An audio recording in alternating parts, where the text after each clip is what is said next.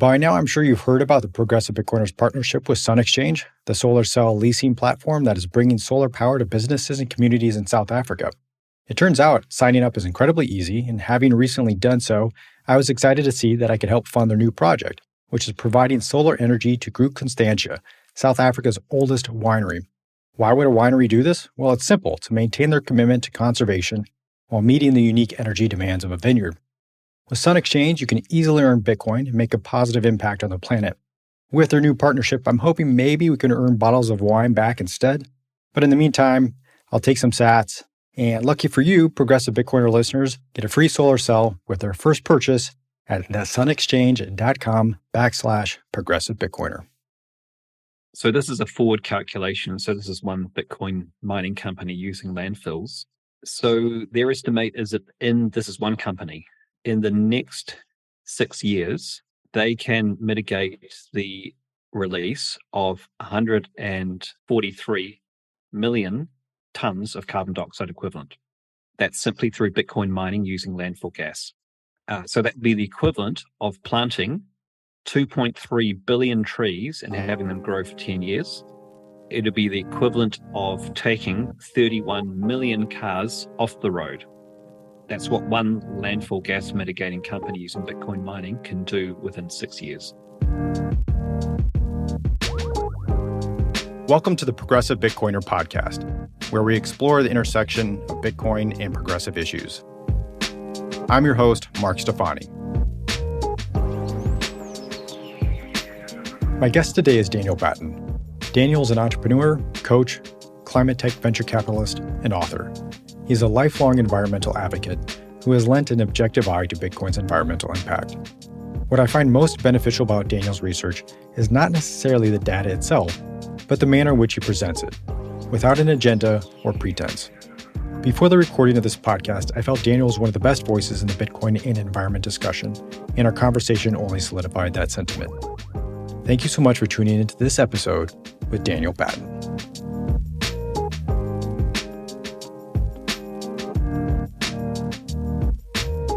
All right, Daniel Batten, welcome to the Progressive Bitcoiner podcast. I'm happy to have you. Yeah, really happy to be here. I've been looking forward to it. Thank you. Well, listening to your conversations, podcasts that you've been on, it quickly became clear to me that your approach, not just to Bitcoin, but your life in general, would appear to be unique and special in some way. There's this whole other side of your personal and professional career outside of your research on Bitcoin, where you have served as a coach to leaders and tech entrepreneurs.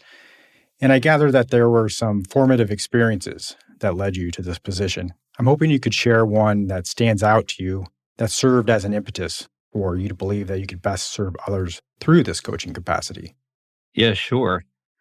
So I was running my own technology company. I'd been involved in, it was the third team of people who were in a startup, and through a combination of good luck and having a good team, actually all of those companies managed to exit at some stage. But I was running one that I'd started, so I was the CEO of that company. And it was actually about that time that my father died of bowel cancer. And so I was at his funeral, and you don't go through an experience like that without really questioning some pretty deep stuff. And there was a woman who came up to me, a Māori elder, and she basically looked me right in the eye and said, "Everyone's been asking me, who's going to continue your father's work now that he's gone? And I've told everyone that it's you." Now, to put things in context, my father had been doing things completely different to what I'd been doing. I basically rebelled against my parents by becoming a technology entrepreneur because they'd been artists. My father had worked in theatre for a long time, and he'd worked with people, really the human potential as a coach, as a trainer, as a theatre director, helping people realize their potential, their creative potential, and he traveled around the world doing that and had been very successful and gained a lot of renown doing that. So part of what I was doing was, yes, I was running a tech company, but to be honest, part of what I was doing was avoiding wanting to be in my dad's shadow. And this woman just came up and she nailed me. She saw it and she said, "No, your mission is not to do what you're doing now. It's to help people reach their potential."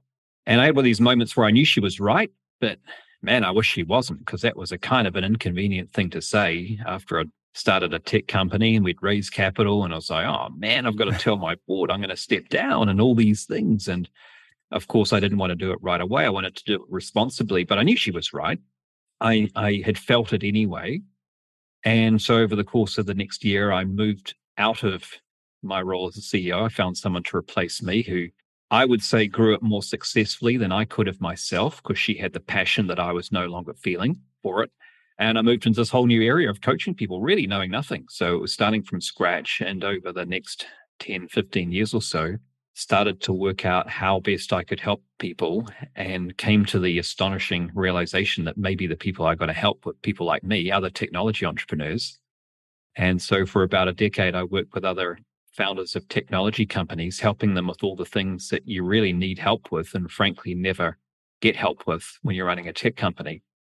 And that's not just the sales and the running the company, and it's all the stuff that really causes a lot of technology companies to fail. And that's the people side. That's, hey, I'm having this argument with my co-founder. Hey, we're pulling in different directions. I cannot unify my board properly. I'm trying to raise capital at the same time as I'm trying to grow my team. I seem to be the breaking point. I don't seem to have people behind me who think like business owners. I don't know how to have this challenging conversation to clear the air with this person, or I don't seem to be able to excite people's imagination to get our next round of capital as easily as we did with our seed investment. So these are things that come down to mindset and skill set. They're things that come down to our ability to communicate, or our ability to influence other people, or ourselves half the time. And also how to do all of that in a way where you don't have to work these crazy hours along the journey. Because even if you were one of the 20% who ended up with your exit, or less than 20%, most of them had worked outrageous hours to get there. They had sacrificed, in many cases, their marriage, their relationship with their kids, their health, their well-being. And that's not things you can easily just put back into place when you have your exit, because you've become, as Aristotle says, we become what we habitually do. So if you spend 7 years of your life becoming a one-dimensional technology entrepreneur, it's pretty hard to undo that over the course of a lifetime. So I really wanted to help people to find a way to do all those things where they didn't have to just simply double down on hours and reach for this variable called time to try and make things successful, but they could use better forms of currency, such as prioritization, or such as communication, or such as clarity of intention, to be able to navigate their way through this very difficult territory of being a leader of a technology company. So that's what I spent a long time doing. Had some good success doing that. And I think the thing that I'm most proud of doing that is not necessarily the number of companies that have exited, but the number of people who've become happy individuals along the way, who now stand out as beacons to other technology entrepreneurs to say you don't have to put big aspects of yourself on hold to try and achieve just this one-dimensional business goal. When you stepped into this role, were there lessons that came back to you that your father had taught you that came back to life now that you were doing in some manner what he had done? Yeah, a whole lot, actually. It was really funny. Like, I remember the first time I ever had a leadership role in a software company, and my leadership training was basically, okay, now you're a leader, go lead. In other words, nothing, which is what most people get. So I had this person in my team who had been really struggling to make any impact at all when he was visiting customers. And I was like, man, what do I do with this person? And I just asked myself the question, what would my dad have done? And that was the only question I needed to ask. And I thought, well, he would have done this thing called a role reversal. So he would have said to the person, okay, you have to become the customer now, and I'm going to communicate to you as if I'm you. And you're going to experience from the customer's perspective what it's like to experience the way you've been communicating to them. And I did that, took him through the process. And he had this light bulb moment where suddenly he could see that it wasn't just about saying what was technologically possible or not. It was about, you have some emphasis to say that in a way where people can receive that information and they don't feel you're being negative, or that you're putting them down, or that you're implying they're an idiot, or that you appear to be putting obstacles in the path rather than being solution-centered. So he saw all of that in 20 minutes, and his entire behavior changed. We never had an issue with him in a customer side again.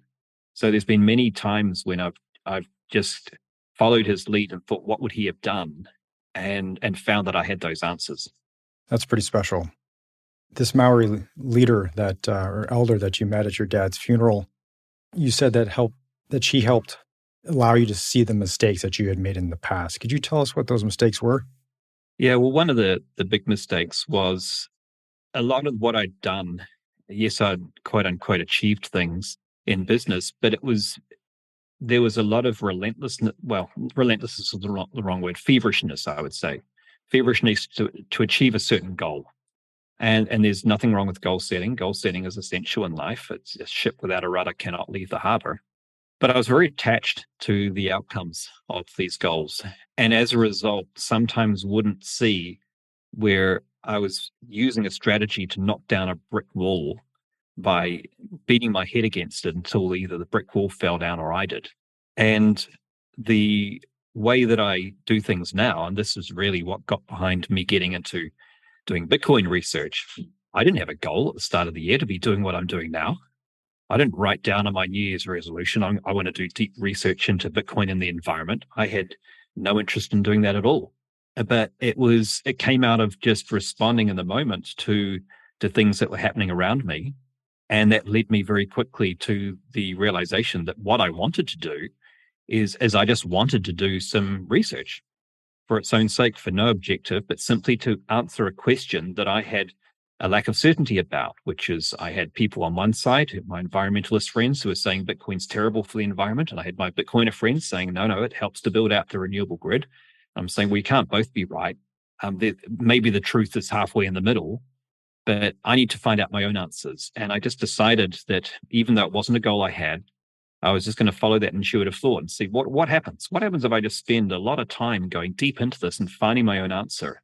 So that was actually an example of not having an end in mind, not having a goal in mind, but just doing something that gave me joy to do, and something that was really just following an intuitive impulse. And more these days, I try and live my life by doing things which I just enjoy doing, following intuitive impulses. And if it's not something I'd anticipated doing, it doesn't mean it's a tangent, doesn't mean it's a distraction. It could be. It could just mean that there's something better that I should be doing than I could have conceived in my rational mind when I sat down and I wrote down some goals. One of the lessons that you talk about is also not prejudging other people's ideas as not great as yours, and therefore yours are better. Yeah. But just simply saying, what are the ideas? We don't know the answer. Let's get to testing. How has that sentiment carried over into your life as a VC as well as your approach to Bitcoin? Yeah, I think that's something I was very lucky. I learned that early on. I had a very rationalist, materialist belief system growing up, and my stepmother introduced me to meditation, which I was totally against. Basically, tricked me into meditating. Invited me to this hall of people. I thought it was just going to be a talk, and then they started meditating halfway through, and I was about to, how do I leave this? I was looking from aisle to aisle, and I couldn't. I was like, all right, I'll do this stupid meditation thing, and I had an amazing experience, and that taught me the danger of prejudging things, and how the only sort of knowledge you can really gain that has any value is experiential. And so, again, with the Bitcoin thing, it was about really not prejudging and realizing that I'd come to some appalling conclusions myself through prejudging something from the outside. It's a little bit like if you offer me ice cream and you say, hey, have some ice cream. I'm like, well, what's in it? And you show me the ingredients, and I try and form an impression of what it's going to taste like by researching the ingredients. I can only form a concept in my mind. And I say, well, it sounds terrible. It's got all these different things. I don't want to eat that. And you say, man, just try it. And say, I'm not going to try it. It sounds awful. So unless you have that experiential knowledge, you can't make an assessment. So in the same way, how it's carried over in life is I always remember that my own, and again, I'll use Bitcoin as an example. My first response to Bitcoin when I read the first article about it and its energy use was, oh, this sounds terrible. This sounds like something that's terrible for the environment. And I remind myself of that because that was my initial response. It turned out to be a very wrong response. But I remind myself of that to help me stay humble, to realize how easy it is to form a false impression. because our knowledge and our impressions of things is based on the circle of people that we connect with, what we deem to be trusted information sources, and that's harder and harder to work out these days. And it's to do with certain narratives that we may or may not be susceptible to, and we can make mistakes so easily. Anyone can. And so what I find happens a lot is that I'm not interested in debates. I'm really not. Someone asked me to be on this Twitter podcast, and I had a look at it, and the style, it was just debates. No one was listening to each other at all. And I thought, well, what's the point of that? It might be entertaining. It might get a lot of people listening to it for the intellectual blood sport they're witnessing, the gladiatorial intellectual combat. But no one's listening to each other. What's the point? So the key thing for me is it's about staying curious. Someone else may have something that I haven't thought of, that's a valid point. I may be wrong at any one point in time because my knowledge is incomplete. My knowledge is a fraction of the knowledge that exists in the universe. So if I stay humble, if I stay aware that I could be wrong, that makes me better able to listen to other people. If I stay empathetic and realize that everyone has a right to believe whatever they believe, whether right or wrong, and who's to judge that, then we're at least going to stay in empathy and have some better chance of listening. And there's also a better chance of reciprocation. There's a better chance that if I'm genuinely curious in what they have to say, they're more likely to be genuinely curious, you can't guarantee it, in what I have to say as well. And I find that leads to some better conversations, but it also leads to some good decisions about what discussions not to enter into if it feels like someone has already. I liken it to, if you're going to bake some cookies, forming an intellectual viewpoint on something is a little bit like baking cookies. You can, right up until the point you put them in the oven and start baking them, you can change the ingredients, right? So if you work out you've left out some sugar or some salt, you can put it in. But once you've actually baked in the oven, you can't. And in the same way, once someone has hard baked their viewpoint, whether there was a key ingredient left out or not, it's kind of a little bit late to put it in. They've already decided the neural pathways are too strongly formed. And that's not going to be a good use of my energy to try and have a discussion with that person because they're already so wedded to telling me that the cookies they've baked are amazing. Even though I say, no, I've tasted one, they taste terrible. They missed out the sugar. Because for them to accept that would have to mean, well, backtracking on a lot of work they've done or a lot of vested interest they've had in their own way of doing things for a long time. And a lot of their circle of friends and their belief systems. And so people have very vested interests in believing what they believe, myself included. So we have to constantly check that out and ask if we're really being honest and why we believe what we believe. There's this clear thread in your life where demonstrating advocacy for others and the environment. So I'd like to touch a little bit upon your climate activism journey. Yeah. Can you recall the moment when caring about the environment first struck you? Yeah, 4 years old. Honestly, my mother was living out in a community where there was a rubbish tip proposed, and it was going to be put in the local wetlands, which is like the worst place you can possibly put it. Not even a landfill, just a tip. And the locals got up in arms and they bonded together and basically fought against it, and they won. And I remember that time. It was one of my foremost memories of just the community forming. And the community formed because they had a common threat to that community, which they needed to bond together in order to fight. And then I could just remember throughout my childhood just being involved in numerous different protest marches, which I'd get taken on first by my parents, then I'd go on them by myself. And they could be any number of things from Indigenous rights to protesting against a rugby tour from South Africa based back in the apartheid era, to then the introduction of student fees in university. I was there when it went from state funded to private, you had to get a loan to cover your education, and any manner of different protests. So there was no one event, but a lot of them, the ones that I resonated most strongly with and always cared about the most, was when the environment was at threat. And I think that comes back to that very first formative experience as a 4-year-old and seeing how a community can have, through lack of thorough thought, some ideas imposed upon it which really threaten the entire community. That would have made the entire area where children swam unswimmable. It would have made the place just a horrible environment to be in. And it would have resulted in the destruction of a lot of natural habitat. And I also learned that it's possible by getting together, a small group of people can actually oppose something and use their intelligence to win. And the cool thing about it was I also realized that they didn't win through anger. They didn't win through violence. They won through using their heads and being smart. And people did research on alternatives and proposed alternative solutions. So they didn't just look at the problem, they looked at alternatives, how they could help the council solve the problem. They looked at legal angles. And in the end, they won legally because they showed that legally what the council was proposing wouldn't work. So that always formed a really deep impression on me. And so I learned that the environment is something to be protected. Where I grew up, it was a very beautiful place. And it was both an incredible idyllic childhood in some ways, but also a difficult one in others. It was idyllic because the place we lived in was so beautiful. It was challenging because there weren't actually that many other children around. And so a lot of what I bonded with was more nature than other people. So it was a key part of who I was. And still to this day, it's where I go for rejuvenation. Whenever I can, is just walks in nature. So it's just a core part of who I am. And so whenever that's threatened, that's something that I'll have an opinion about, whether that's writing letters to the editor, whether that's getting on protest marches, whether that's grabbing a megaphone and shouting on a beach about offshore drilling, whether that's joining a Greenpeace action, doesn't really matter. But if it's going to have an impact, then I want to be part of fighting for something I believe in. Well, it seems like a fitting combination then that you started a venture capital fund with that focus of protecting the environment, the Exponential Founders Fund. What is the process by which you evaluate a company to ensure it is, as you say, changing the planet for the better?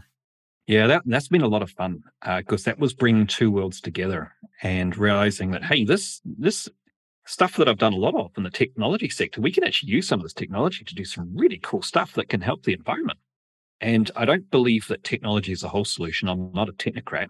Social change and people are the solution, but people create technology. And so technology is also a part of the solution.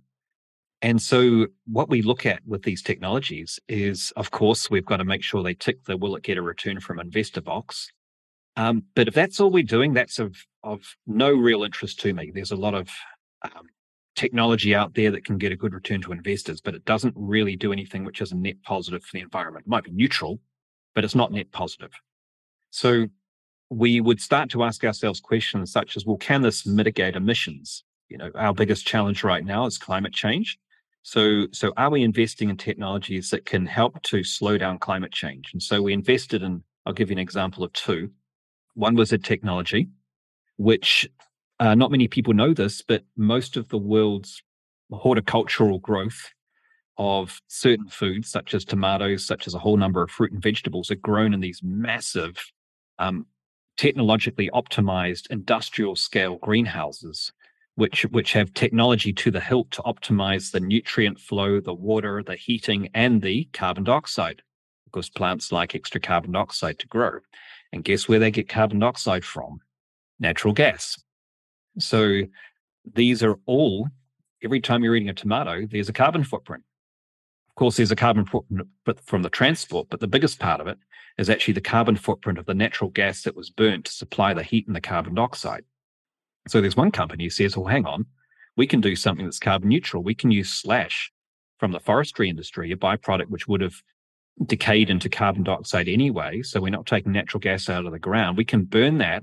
We can separate out the clean CO2 from the stuff that's not clean. We can pump that clean CO2 into greenhouses, and we can make the entire industrial greenhouse industry carbon neutral. We can reduce 50% of emissions by 2030. And that has a significant impact on an entire ecosystem. So these are the sorts of things that we like to get behind, things that can have transformative effects on whole industry sectors. Another example is a really smart group of people who are chemical engineers who have worked out a way to decarbonize the zinc recycling industry. Zinc recycling, you would think that's better for the environment than taking it out of the ground, right? Well, actually, when it comes to zinc, it's more carbon intensive to recycle it than it is to take new zinc out of the ground. because they have to use these massive coal fire furnaces to do the extraction. So these people have worked out a way where they can use a process which is based on, it's an electrical process, and it's an electrolysis process rather than a carbon intensive process using heat and using coal. So these are the sorts of technologies we're getting behind, where we say, okay, if that's successful and that becomes the global norm, that one technology can remove 1% of global emissions. Those are the sorts of things we like to get behind. I'm assuming you used a similar framework in your analysis when you first examined Bitcoin. Yeah. Yeah, 100%. So there was a point at which we went, these technologies are fantastic and we want to keep investing in these technologies. And last year, we looked to what was happening with climate change. We looked at how our models were all underestimating climate change, and we were saying, these technologies are not going to make a difference until 2030 or later. And then we looked at what the IPCC, the Intergovernmental Panel on Climate Change, was saying about climate change. And we really had what we did in the next 8 years was what was going to make the biggest difference to whether we stayed within that 1.5 degrees of global warming that global leaders agree we need to stay below if we're to keep the world sustainable for human life. And we realized that the technologies we're investing in, whilst essential, they weren't going to help with that 8-year time horizon. And we did some more analysis, and we looked at what the United Nations Environment Program was saying. We realized, well, they were saying that actually the narrative has changed based on our recent research to say methane emissions are our number one concern. The UNEP, United Nations Environment Program, executive director recently said that methane emissions represent our strongest lever to reduce climate change in the next 25 years. So this is the new message. Everyone's been talking carbon dioxide, right?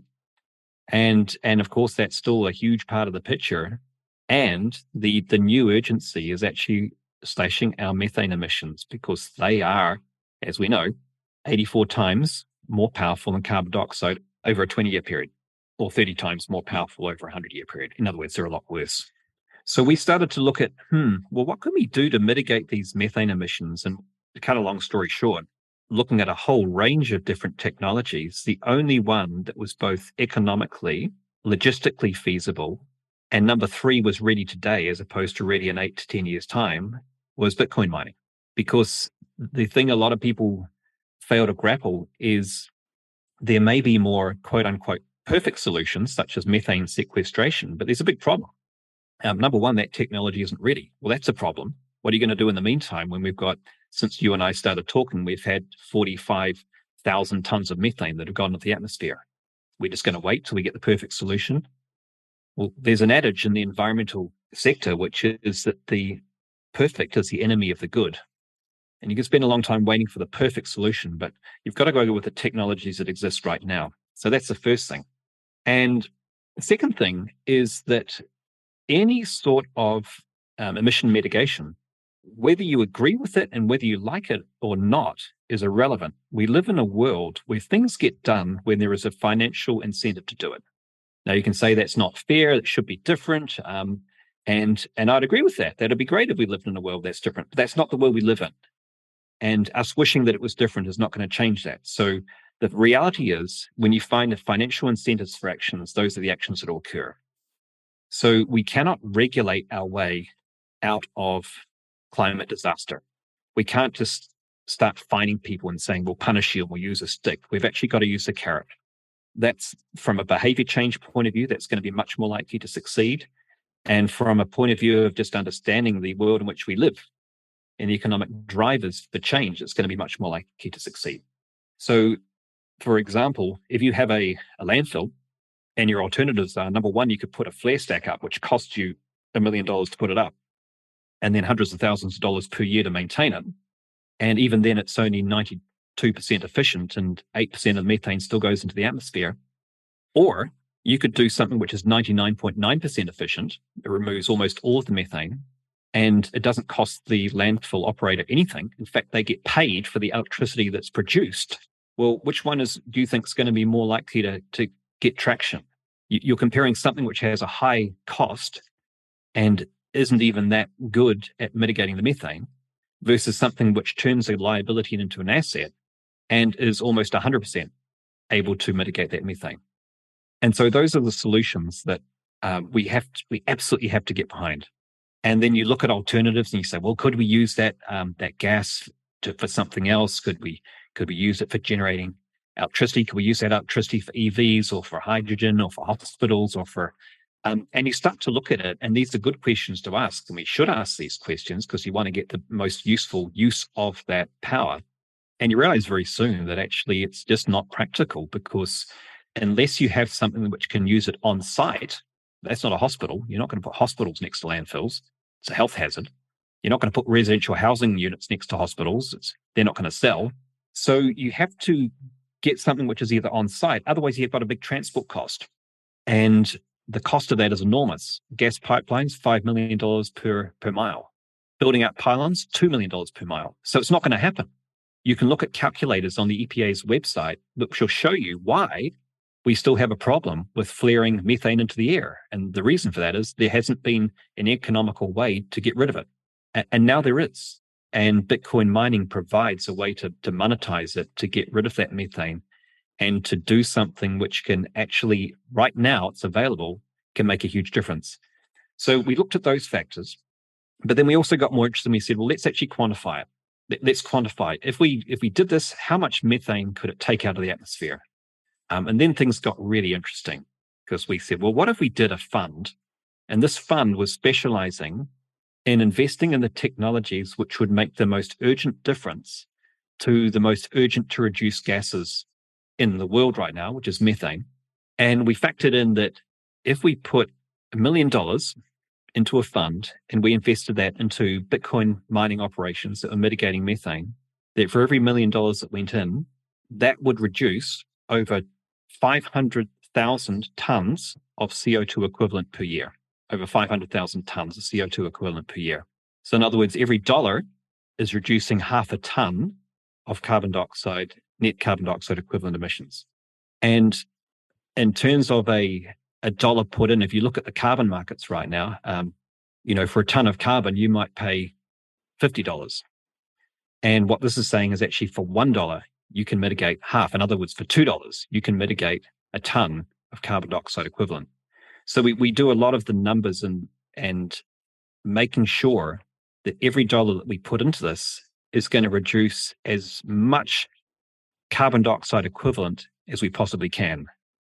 And that's where I get to geek out and go through all the facts and stats and making sure that we're being responsible with our investment and doing things that are going to make a huge difference to the world. Is there a temperature correlation or connection to that amount of greenhouse gas? Yeah, so the temperature calculation, so I did some research on this, and if you look at the potential for Bitcoin mining, this is just in flared gas from the oil and gas industry and landfills alone. And then you work out, well, of those, some of them, you're going to have alternative uses for the power. So in other words, where a landfill is close to a municipal area, then you don't have the expense of building gas pipelines because you already have one, or you can generate your own power station. So let's take them out of the picture. But when there isn't any, when it's not close to a gas pipeline, where it's not close to pipelines, where there isn't other potential uses, if we just look at those alone, the ones that only Bitcoin mining is an economic and logistical solution for, and you total them up, the net climate impact of that, it would mitigate 50% of the United Nations Environmental Programme's target for methane reductions. So they've said if we can reduce methane reductions by 45%, that will prevent 0.3 degrees Celsius of global warming. And Bitcoin mining by itself can be responsible for half of that entire target. So in other words, Bitcoin mining can be responsible for mitigating 0.15 degrees Celsius of global warming. Now, that might not sound like a lot, 0.15 degrees. It's massive, because we're already 1.1 degrees above pre-industrial levels of global warming. So we've only got that difference between 1.1 and 1.5, that's 0.4 of a degree. That's not a lot of wiggle room. And if 0.15 of that, that's a lot relative to how much wiggle room we've got left before we have some very pronounced feedback loops which are irreversible in terms of climate change.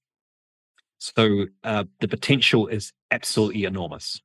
And the cool thing about it is, as I say, this is ready today. It's not something we have to wait for. It's not something we hope it's in a lab. We hope it can scale up. It's ready to go today. It's working today. It's mitigating methane today. That's why we get so excited about it. Yeah, that's incredible. Are these sites that you're referring to just within the United States or worldwide? This is worldwide. However, having said that, when you're looking at landfill gas, for example, the United States is a disproportionately high, which probably doesn't surprise you because there's some fairly high amounts of waste per individual. So it's a disproportionately high emitter of landfill gas. And does it also include biomass and other sources of methane? So that's not even factoring in other sources of methane. That's simply through landfill gas and flared gas from the oil and gas industry alone. You're absolutely right. Methane is also emitted from wastewater, huge emitter. It's when you have hydropower plants and you have natural organic decay that creates methane emissions. It's biogas from farming. It's wherever you have in the food and beverage industry, the palm oil industry in Indonesia, where you have big piles of the byproducts of the palm industry that just sit there and they rot without the presence of air. They emit methane.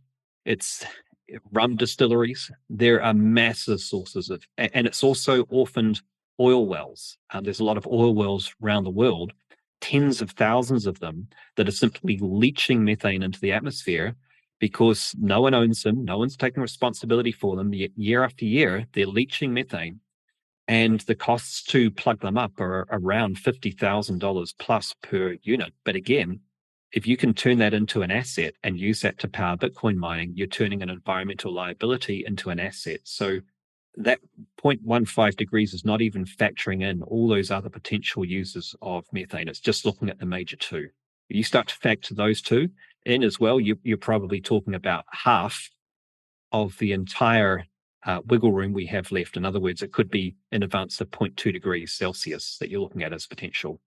How do you respond to people when they say, well, that's just going to keep the oil and gas industry alive, or that's going to subsidize the palm oil industry, which has its own problems? There's a couple of things here.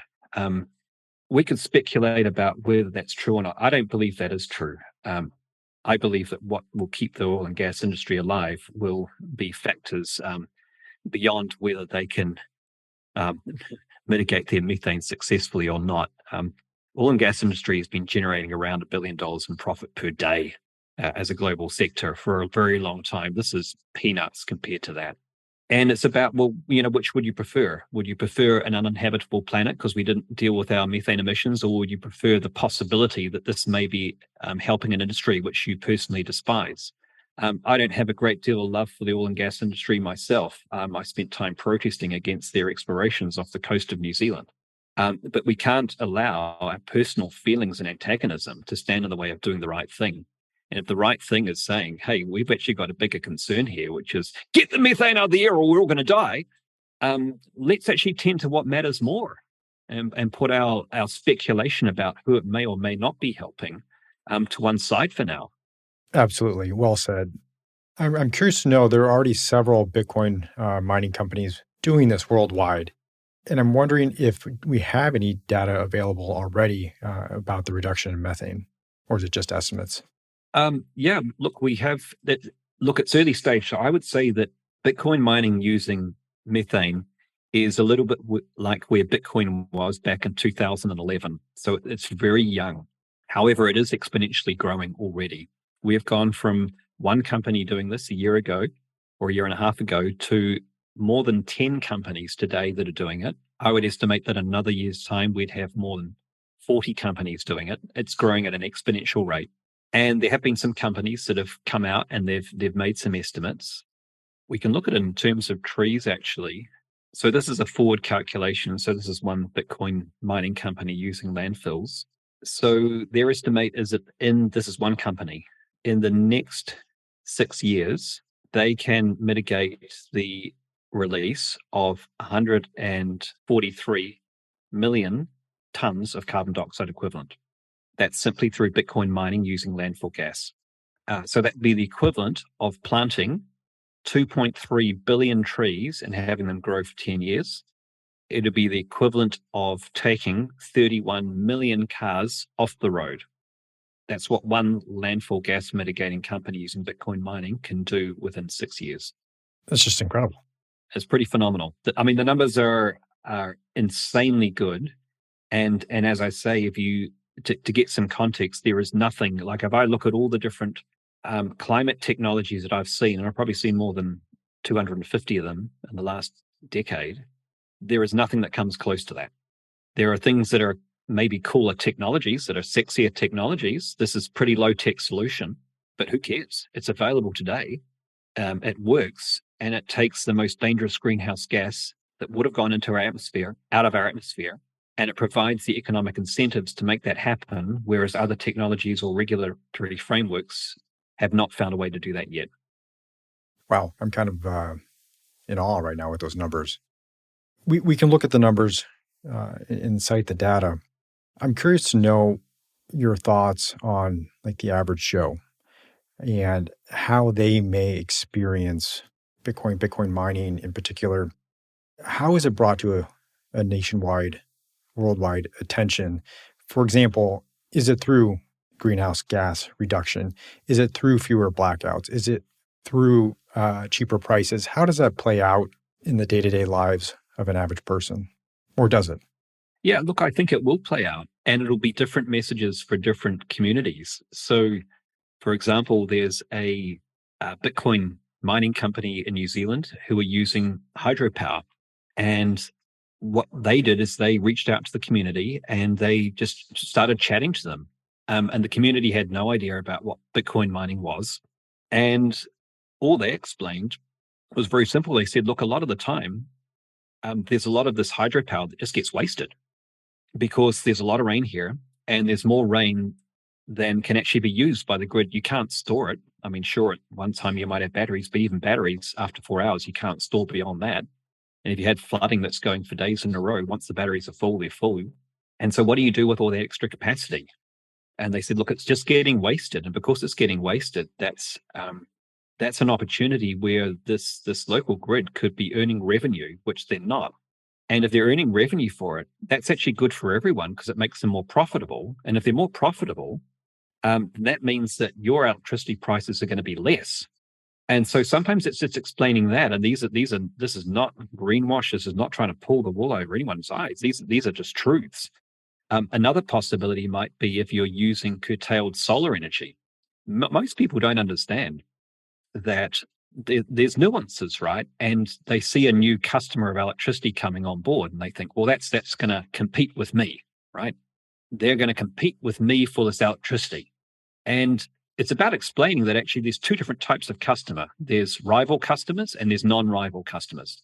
And Bitcoin mining is a non-rival customer. And what that means is you have an economic incentive as a Bitcoin mining company not to compete for electricity when everyone else is competing. Why? Because that's when electricity prices are going to be high. And when electricity prices is high, then that's going to be uneconomic to mine, period. So you have an inbuilt economic incentive not to compete. So what does that mean? It means you use the electricity when other people aren't using it. Well, what does that mean? Well, it means that you're going to be using solar power in the day where it otherwise would have got spilled into the ground because no one needed it. It means that you're going to be using wind power in midnight when no one else would have been using it. And what does that mean? Well, that means that the utilities won't have to pay, or the grid operators won't have to pay these solar farms or these wind farms money to curtail their energy.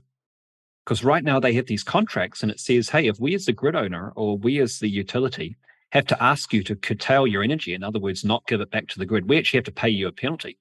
That makes us less economic. And how do we become more economic? But well, it means that consumers pay more for electricity so we can stay profitable. So now they can stay more profitable, they can earn more money, which means that the prices which residential users of electricity pay will be lower because that energy was not being wasted, it was being monetized. So sometimes it'll be explaining the economic benefit.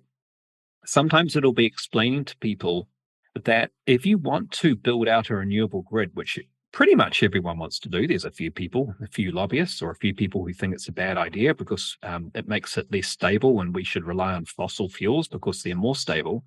And from a particular angle, they're actually right. I don't like to say it as an environmentalist, but yes, gas and coal plants have an advantage over wind farms in that you can increase or decrease supply. You can't do that with solar. You can't do that with wind. You can do it with gas. You can do it with coal plants. You can put more gas. You can crank up the gas turbine when demand is high. You can crank it down when it's low. You can put more coal on the fire for that coal plant. When you need more power, you can crank it down. You cannot create more sun than exists. You cannot suddenly create more wind than exists. So there are big issues when you make your grid more renewable based. And when you explain to people some of these issues, it's not an excuse to keep us burning coal. Not at all. I don't go to that point. I say, no, there's no question we need to make it renewable. There's no question we need to get rid of these coal-fired plants. And there's also no question we have to mitigate the very real additional challenges that variable renewable energy creates for the stability of the grid. Because if you're a grid owner, your number one incentive is to keep the grid stable. It's not just about low electricity prices, it's about low, stable electricity. When you have blackouts, businesses fail and people die, and grid operators lose their jobs. So that's what they care about most, is grid stability. So when a grid operator sees a whole lot of new solar or wind power coming onto the grid, they're freaking out because what they're seeing is that they have less control and less ability to match supply and demand. And then people say, well, how do we solve that? Well, I know, we get lots of batteries. Well, again, batteries is only part of the solution. Once the battery is full, it's full. Batteries require huge amounts of resources. They're very expensive.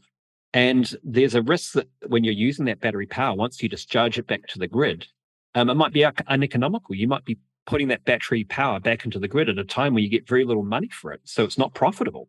But again, if you can have a solar farm or a wind farm that is using that surplus capacity that no one needs, and they can earn money through it through doing Bitcoin mining, then suddenly a whole lot of problems get solved.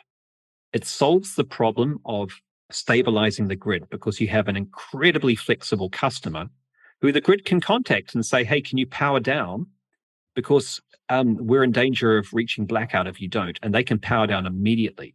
They can also power up when there's a surplus, because what a lot of people don't realize, if you have too much power on the grid and not enough demand, that makes the grid unstable. That can cause blackouts.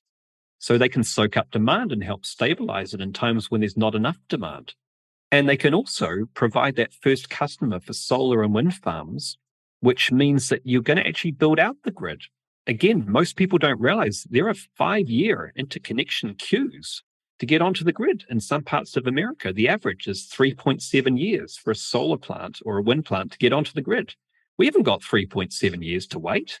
And then you've got a 15% chance of being accepted because of these issues with the grid operators having reservations about letting too much renewable power without balancing the instability that can be created in their inability to balance supply and demand. And the more you look into the nuances, the more you start talking to people who have researched deeply, grid operators, utilities, solar engineers, wind farm operators, who have looked deeply into these issues, they also converge. No matter where they start, they're converging on the same viewpoint, which is the only way you're going to create a stable, renewable-based grid is you have not only battery power, but you also have what's called demand response. In other words, we're going from an environment where you had very flexible suppliers of electricity, generators, coal plants and the gas plants who were dirty but flexible, to something which is quote unquote clean but inflexible. So where are we going to get that flexibility? Flexibility of customers who can power up and power down their demand. And again, there's all sorts of possibilities. Bitcoin mining is not the only one, but it does happen to be the most flexible because it's the only one where you can interrupt the process without loss of data. You can't do that with a data center. It's the only one where you can do it for a number of beyond 4 hours. You can't do that for the steel factory. Steel starts to harden. And so you look at all the different types of demand response. And again, Bitcoin mining comes up trumps. It ticks every single box in terms of flexibility, in terms of measurability, in terms of the economic incentives of the user of electricity being aligned to the economic incentives and the stability incentives of the grid operators. And what's important here is this is not some people who are wanting to legitimate Bitcoin mining who are coming up with these solutions. These are the grid operators, the utilities, and the solar engineers themselves who are coming up with these conclusions. They have no vested interest in Bitcoin. In fact, the CEO of ERCOT, which is the grid for Texas, he was on a phone call recently with a whole lot of Bitcoin mining companies, and he said, well, I don't hold any Bitcoin because I'm risk averse, but I believe in crypto mining, he calls it. I believe in crypto mining because I can see the tremendous advantage that it's giving in terms of helping to find a home for solar energy in the first place. And then when we need that flexibility, we can instantly contact them and they'll power down. This is the grid operator himself who spent 20, 30 years understanding the intricacies of how grids work and how to keep them stable. Are there other downsides to data centers that make them less ideal than Bitcoin mining? So a traditional data center versus a Bitcoin mining data center, you mean? Correct. You see a lot of the critiques saying, well, why don't we just build more data centers instead of using mining as a flexible load? Well, there's a very simple reason, and that is that traditional data centers are, for the most part, not interruptible. So in other words, what's important here is you need a customer that you can interrupt. Boom. It's like, okay, it's 6:00. We've got a heat wave. Everyone's come home from work. They've turned on their air conditioners all at once. Holy crap, if we don't power down our flexible users immediately, then we have grid instability. You can't contact Amazon Web Services and say, hey, can you please power down your data center? You know, Netflix goes down, Disney goes down. You have processes that are running that cannot just simply be interrupted. The unique thing about Bitcoin, and the amazing thing is this was completely accidental, is Bitcoin is not running one process like a data center that may take hours to use. It's running trillions of processes per second, which means you can power it down. You don't lose anything. It's incredibly unique in that regard. And that's the reason that it has flexibility that traditional data centers do not. What question marks or concerns remain for you regarding Bitcoin and Bitcoin mining specifically? Are there negative externalities that still concern you? Yeah, look, any technology is neither good nor bad. It's about how you use it, right? You could use solar panels in a way which was a net negative to the environment. It would be possible, right? Depending on the customers who are using it, maybe they're using it in a responsible way. Who knows? So the value of a technology is really down to how it's used. I mean, maybe there's some technologies you could argue that are just inherently bad, but for the most part, like the technology we're using today, we could be using this technology to spread our own agenda. We could be planning some terrorist event using this technology, or we could be using it to spread information. So it's the people who define whether the technology is net positive or net negative. And it is possible to fuel Bitcoin mining using sources of electricity which are not renewable, which are not mitigating methane. It is possible that you could go and you could find every coal plant on the planet that's shut down, and you could start it up again using Bitcoin mining. That's possible. And so the negative externalities are the possibilities that we could use it for sources which increase our emissions without providing any stabilization of the grid. That's possible that we could use it that way. So what we have to make sure we're doing is that we're not using it in that way. We're using it for things that are using renewable or predominantly renewable sources, or better still, carbon negative sources such as methane mitigation. And we're using it in ways which are helping to accelerate the build out of the renewable grid. Now, again, you have to look at this as a pragmatist and think, well, that's all very well that it has that potential, but is that actually occurring? And you have to look at the data. And so we've done that. And you have to look at the trend lines. Is it trending towards more renewable? Is it trending towards more carbon negative? Or is it actually trending in the opposite direction? Are these all just theoretical arguments? But actually the reality says, no, it's firing up more coal plants. Now, when you look at what's happening over the last year and a half, it's actually getting more renewable based. It's getting a lot more renewable based. And again, you have to look through, let's just put it this way. Not everyone would agree with that conclusion. If you look at, there's a Cambridge report that actually says that Bitcoin mining has become more carbon intensive since the exodus from China. Now, that's wrong. And I can tell you exactly why that report is wrong. It's wrong because of a very simple, erroneous assumption. And that is that their assumption was that Bitcoin mining went from China, which was using hydropower half the year, and they migrated to Kazakhstan, which was using coal for 99% of the time, and a few other places in the US, which are again using predominantly fossil fuels. But actually, that's not what happened. What actually happened was when the mining companies migrated from China, well, the first thing is they're still in China. 20% of the global hash rate is still in China. And I know this because I've spoken to actual mining companies and people who are doing Bitcoin mining in China. I've looked at the actual IP addresses. I've looked at the whereabouts it's happening in the world. Now, you could say, well, just because the IP address is there, you don't know if the mining company is there, and that is true to some extent. But you can get a pretty good idea of how much of the global hash rate is still in China. And through different angles, it looks like it's about 20%. 20% of global hash rate still coming from China. So what has happened? Well, what's happened in China is that it's still possible to do Bitcoin mining, but it's no longer possible to do Bitcoin mining using coal as your energy source. If you try that, you will be shut down by the Chinese government because they have such stringent emission standards. Same thing's happened in Iran. In Iran, they've banned Bitcoin mining using coal because that fossil fuels power most of the grid in Iran. So Bitcoin mining in Iran has gone from 3.4% of global hash to 0.1% of global hash. It's virtually nothing. In Kazakhstan, again, the Cambridge report said, well, a lot of that hash rate went to Kazakhstan. Well, it went there temporarily, and then Kazakhstan did the same thing. They said, well, we're not going to allow Bitcoin miners to be using our predominantly coal-powered and fossil fuel-powered grid as a source of electricity. And so they placed bans. And so now the hash rate from Kazakhstan has dropped off a cliff as well. And the other thing is that when the mining companies were in China, they weren't using renewable energy for half the year.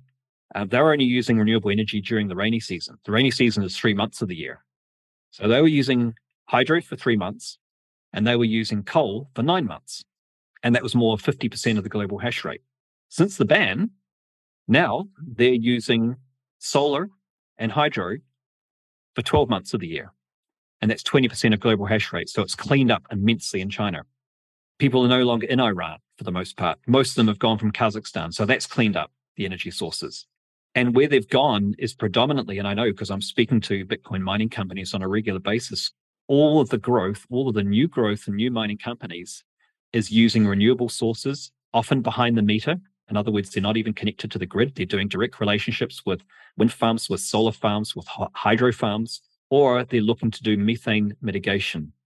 And that is growing. Those two sources are growing exponentially. So it's a long answer to your question, but really it's the question is, can it be used to do negative things? Of course it can, like any technology.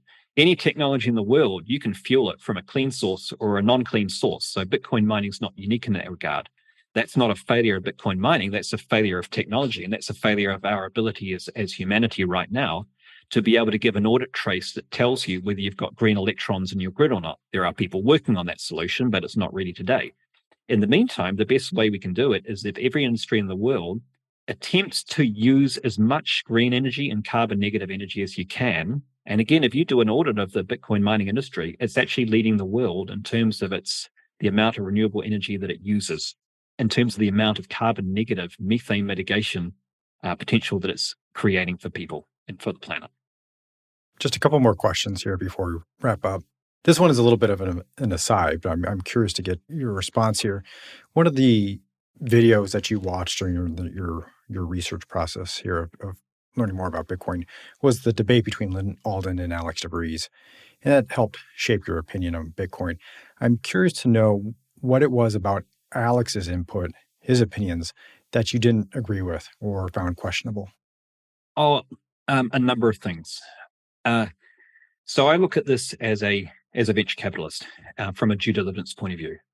And when you're doing due diligence on a company, you learn to identify spin pretty fast. You learn to identify what I'd call layer one information pretty fast. And by that, I mean stuff that'll fool some people if you don't look into it deeply, but very quickly peels away at the first layer of intellectual scrutiny. And so there were just a number of statements that were factually incorrect. And it didn't take much analysis to work out they were factually incorrect. For example, one of the statistics which I looked into, I thought that's interesting. let's do my own research, was the figure of the amount of energy usage per transaction of Bitcoin. And I kind of thought, that's a bit strange. Let's do some more research. And then I worked out very fast that, like anyone who knows how Bitcoin works, that Bitcoin doesn't use energy per transaction. That's a completely false metric. What he's done is he's looked at the total amount of energy, he's looked at the total amount of transactions, and then he's divided one by the other to create this metric which doesn't have any basis in reality. It's akin to, and I'll give you an analogy. It's a little bit like, I could say, okay, New Zealand's GDP is $100 billion. Great. Okay, we have 10 million sheep in the country. Okay, great. So we can calculate our GDP per sheep. I mean, we can create a metric around that, right? By dividing one by the other. And then you can create some things and say, oh, look, if we had twice as many sheep, we'd have twice as many GP. It's like, no, we wouldn't, because it's a spurious metric. The two have no correlation to each other. So again, it was just intellectually disingenuous, and I believe he knows this. The second thing was, you have to look at who your information source is, and you have to ask the question, well, might this information source actually have a vested interest in providing a particular narrative? And, well, Mr. de Vries is a paid employee of the Central Bank of the Netherlands. Is it just possible that a central banking organization might have a vested interest in a rival to central bankers that disintermediates central banking, that they might have a vested interest in Bitcoin not succeeding and their own central bank digital currency succeeding? Yes, that's a possibility. Now, does that mean that none of his arguments have validity? No, it doesn't, but it means we should be suspicious. And when we put together that combination with some of the intellectually disingenuous information, we start to say, hang on a minute, I smell what's happening here. This is the smell of spin. And then you look at some of the arguments such as, well, Bitcoin mining just loves fossil fuels. And again, if you're looking at that from a certain argument, you can say, well, yes, superficially, I can see how that statement is not false. Bitcoin mining loves methane. It loves taking methane out of the atmosphere. So in a sense, that's true, but it's also incredibly misleading, because when you are burning fossil fuels that would have stayed in the ground, we want to stop that. When you're burning fossil fuels called methane that would have stayed in the air, would have gone into the air, you want to increase that, because methane is such a global warming substance. So again, that's disingenuous. And those are really the main two. And the third one is that any technology that you look at, to really gain a true impartial view of its effectiveness, you have to do two things. Number one, you have to look at what's the value that technology creates. So solar panels, for example. And secondly, you have to look at its life cycle emissions. So the argument basically went with like this. It went, Bitcoin uses energy. Okay, I'm with you so far. That's true. Yes. Okay. Some of that energy is non-renewable. It's fossil fuels. Okay, I kind of see what you're saying here. Therefore, it's bad. What? Well, hang on a minute. How do we reach from level 2 to level 3? You can use that argument with any technology in the world. Solar panels use electricity in their construction. True. Some of that electricity, some of that energy is fossil fuel. In fact, most of it is. Okay, true. Therefore, we should ban solar panels. Therefore, solar panels is bad.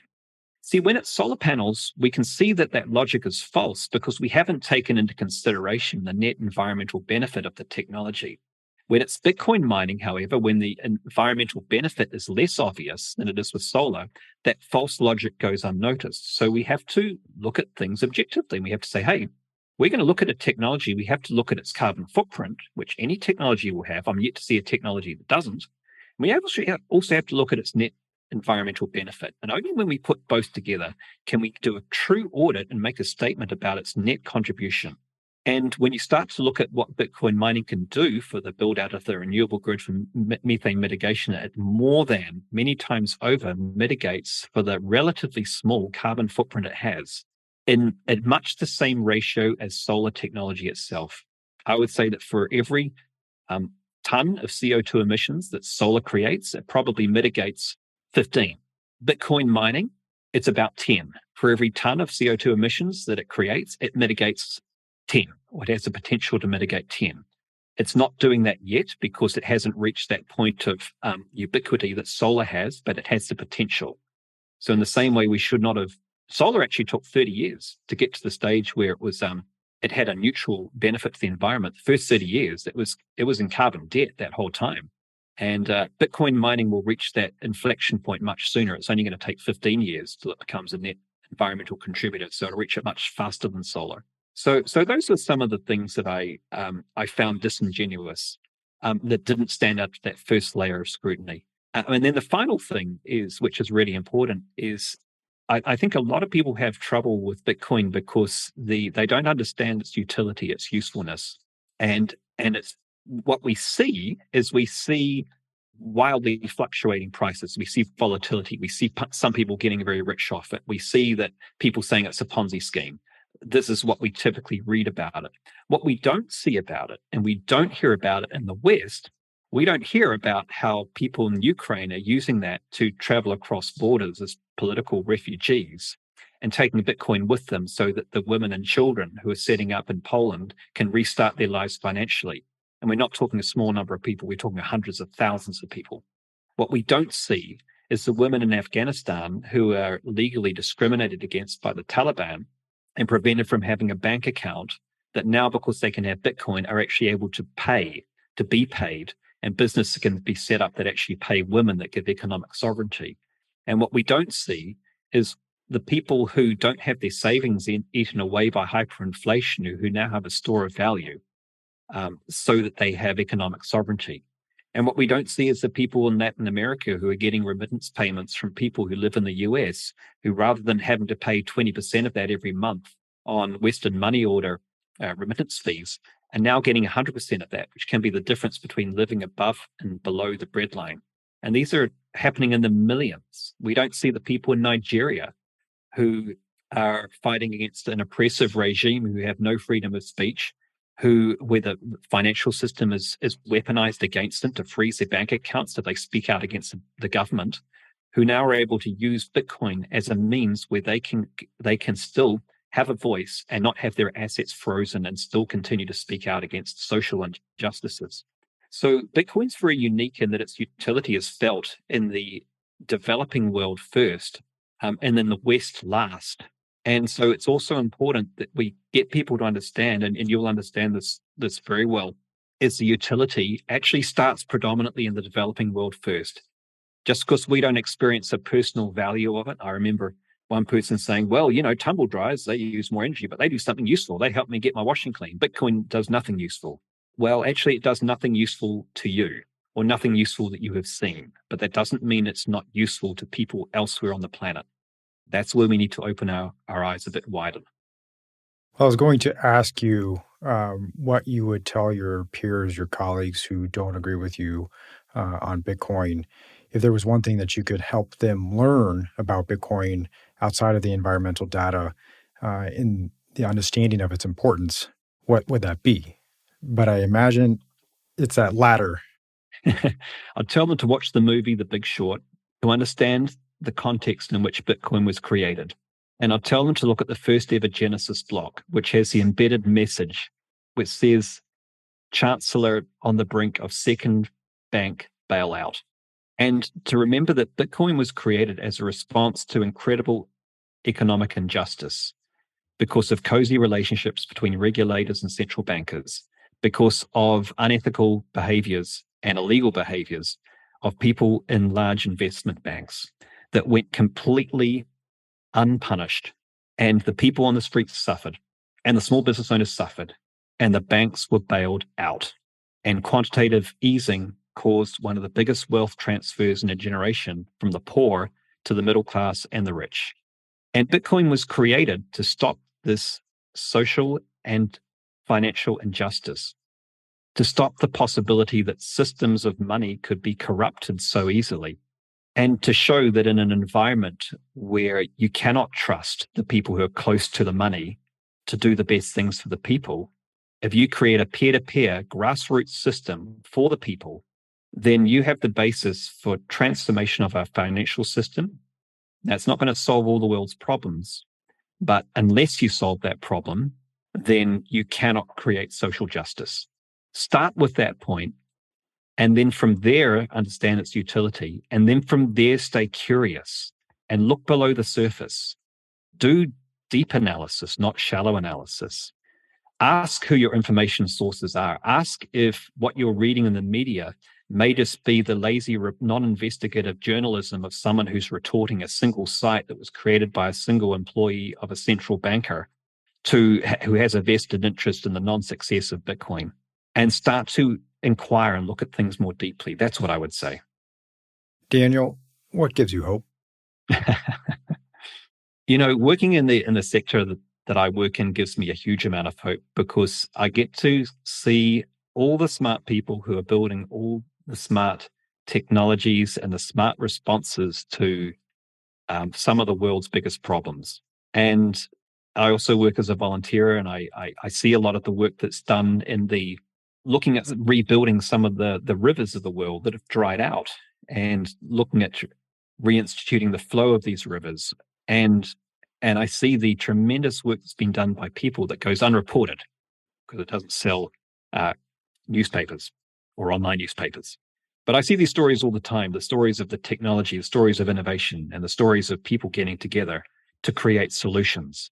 And Margaret Mead once said, never underestimate the capability of a small group of people to change the world for the better. In fact, it's the only thing that ever did. I'm paraphrasing a little. And that's what I've seen. And that's what I was fortunate to see as a child growing up, was where a small group of people could come together and they could win and they could create justice. So people give me hope when they work with other people to the common good of humanity. Daniel, I think you've stepped into your father's shoes just fine. Please tell the listeners where they can find you and your work. Yeah, best place to find me is on Twitter. So at DS Batten.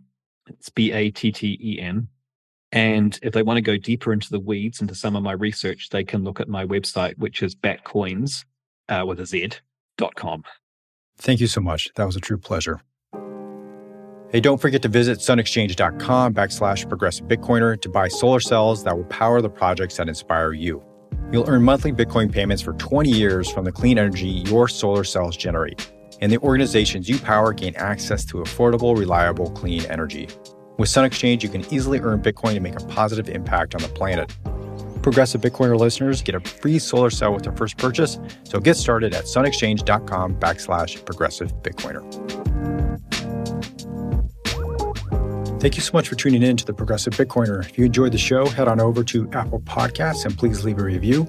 And don't forget, we have a website, theprogressivebitcoiner.com, where we have a lot of great content on Bitcoin and progressive issues. Thanks again for tuning in.